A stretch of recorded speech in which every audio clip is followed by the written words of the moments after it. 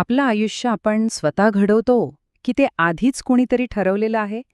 नशीब विरुद्ध निवड हा एक असा संघर्ष आहे ज्यावर आपण पिढ्यानपिढ्या विचार करत आलो आहोत. आज आपण याच मोठ्या प्रश्नाचा, पूर्वनियती आणि स्वतंत्र इच्छा यांच्यातील गुंतागुंतीचा उलगडा करणार आहोत.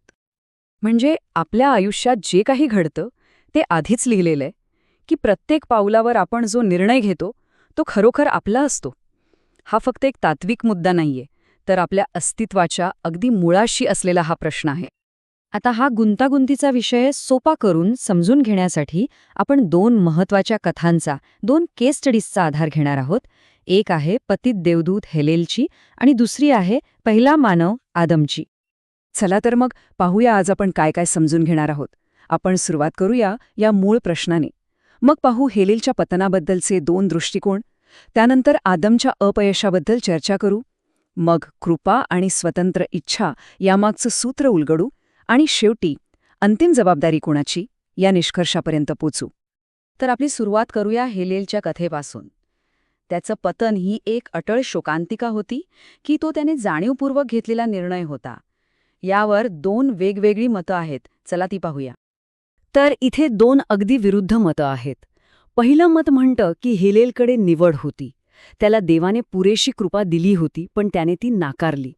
तर दुसरं मत म्हणतं की हे अटळ होतं, कारण एक निर्मित जीव म्हणून त्याच्याकडे आज्ञा पाळण्याची ताकदच नव्हती. आपण आता पहिल्या मतावर लक्ष केंद्रित करू, ज्याला या विवेचनात अधिक महत्त्व दिलं आहे. बरं, हे पहिलं मत म्हणजेच निवडीचं मत अधिक चांगल्या प्रकारे समजून घेण्यासाठी एका कथेचा आधार घेतला जातो. ती कथा आहे राजा अभिमेलेकची. ह्या कथेत झालं असं की अभिमेलेकचा हेतू शुद्ध होता, त्याला पाप करायचं नव्हतं, आणि म्हणूनच देवाने कृपा करून हस्तक्षेप केला आणि ते पाप होण्यापासून रोखलं. इथे सगळ्यात महत्त्वाची गोष्ट काय आहे, तर कृपा इच्छेवर जबरदस्ती करत नाही, तिला फक्त बळ देते. त्याची इच्छा चांगली होती म्हणून कृपा प्रभावी ठरली. म्हणजे बघा, यामागचं तर्कशास्त्र अगदी सरळ आहे. कोणताही निर्मित जीव स्वतःच्या ताकदीवर आज्ञा पाळू शकत नाही, त्यासाठी त्याला देवाच्या कृपेची गरज असतेच. पण स्वतंत्र इच्छा म्हणजे काय, तर ती कृपा स्वीकारायची की नाकारायची याचा अधिकार. आणि हेलेलने काय केलं, त्याने ती कृपा नाकारली, म्हणूनच त्याचं पतन ही त्याची स्वतःची निवड होती. आता हेलेलच्या उदाहरणावरून आपण पुढे जाऊया आदमकडे. आणि इथे हा प्रश्न आणखी मोठा आणि गंभीर होतो, कारण आदम हा काही एकटा जीव नव्हता, तो संपूर्ण मानवजातीचा प्रतिनिधी होता. इथेही आपल्याला तेच दोन दृष्टिकोन दिसतात. एक मत म्हणतं की आदमचं अपयश ही त्याची निवड होती, तो मोहावर मात करू शकला असता, कारण देव क्षमतेपलीकडची परीक्षा घेत नाही. तर दुसरं मत म्हणतं की ते अटळ होतं, कारण आदम तेव्हा तितका सामर्थ्यवान नव्हता. पण या विवेचनानुसार अंतिम जबाबदारी ही आदमच्या निवडीचीच होती. हे वाक्य खूप महत्वाचं आहे. विचार करा, जर जिंकण्याची शक्यताच शून्य असेल तर त्याला परीक्षा किंवा निवड म्हणता येईल का? नाही, अजिबात नाही. मग ती एक प्रकारे जबरदस्तीच झाली. स्वतंत्र इच्छा खरी ठरण्यासाठी योग्य निवड करण्याची शक्यताही खरी असायलाच हवी.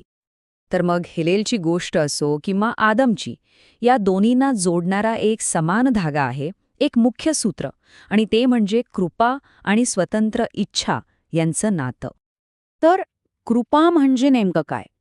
या संदर्भानुसार कृपा म्हणजे फक्त चूक झाल्यावर मिळणारी क्षमा नाही, तर ती आहे देवाने दिलेली एक शक्ती, एक एनेबलिंग पॉवर, जी आज्ञा पाळण्यासाठी मदत करते, सक्षम करते. हे टेबल ह्या दोघांमधलं नातं अगदी सोपं करून सांगतं. बघा, देवाची कृपा काय करते, ती शक्ती पुरवते, आणि स्वतंत्र इच्छा ती त्या शक्तीचा स्वीकार करायचा की नाही हे ठरवते. अगदी सोपं आहे.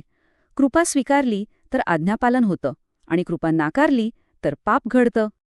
हे सगळं समजून घेतल्यावर आपण येतो सर्वात मोठ्या प्रश्नाकडे. मग शेवटी या सगळ्याची जबाबदारी कोणाची? हे वाक्य या संपूर्ण चर्चेचं सार आहे. देव सर्वज्ञानी आहे, तो कृपा देतो, सगळं खरं आहे, पण तरीही ह्या विचारानुसार अंतिम निर्णय, शेवटची निवड ही त्या जीवाच्याच हातात असते. चला तर मग थोडक्यात सगळं एकत्र पाहूया. देव यशस्वी होण्यासाठी कृपा देतो, तो निवडीचं खरं स्वातंत्र्य देतो, तो कधीही जबरदस्ती करत नाही. याचाच अर्थ एखाद्याचं नशीब हे त्याच्या स्वतःच्या इच्छेवर ठरतं आणि म्हणूनच जो काही न्याय होतो तो योग्य ठरतो. आणि शेवटी हा एक विचार करण्यासारखा प्रश्न, की जर आपल्याला तारणासाठी दिलेली कृपा नाकारण्याचंही स्वातंत्र्य असेल, तर विचार करा, आपल्या प्रत्येक निवडीमध्ये किती प्रचंड ताकद आहे आणि किती मोठी जबाबदारी आहे, नाही का?